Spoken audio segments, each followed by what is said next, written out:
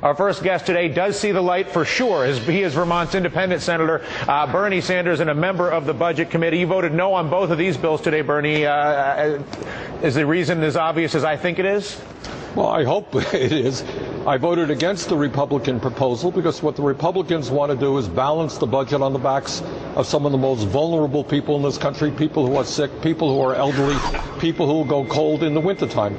Meanwhile, they continue to fight for huge tax breaks for the wealthiest people in this country. And Dylan, I think it is insane. I think it is immoral. I think it makes no economic sense to say that all we could do to balance the budget is do it by cutting programs that millions of working people need. They want to throw 200,000 kids off of Head Start, want to cut back on child care, want to cut back on education, want to cut back on the Social Security Administration, want to cut back on Pell Grants. But God forbid we ask the wealthiest people in this country, who are getting much wealthier, who are paying the lowest effective tax rates in modern history, who have received hundreds of billions of dollars in tax breaks, to pay one nickel in shared sacrifice to move us toward a balanced budget. That is beyond anything the Republicans can dream of. And I think, I'm sorry. No.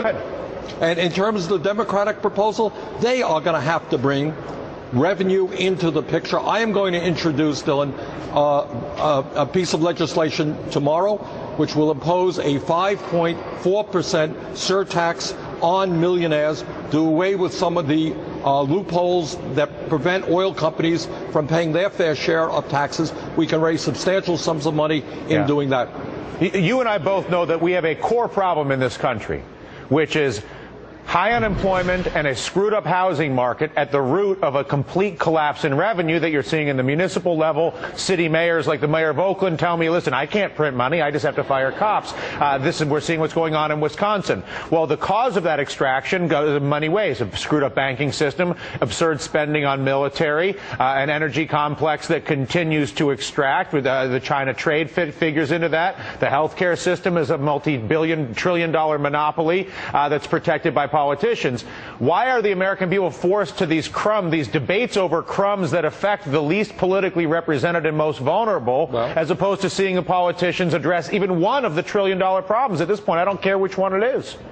Well, I think you just gave us the answer. It is those people who have political connections, those people who have zillions of lobbyists down there, those people who make large campaign contributions are in fact the heads of large corporations and are wealthy individuals.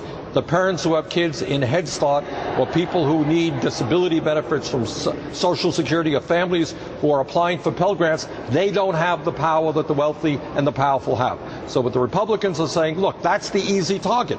Go after working families and lower income people, and we'll leave the wealthy alone. Senator, it's always a pleasure.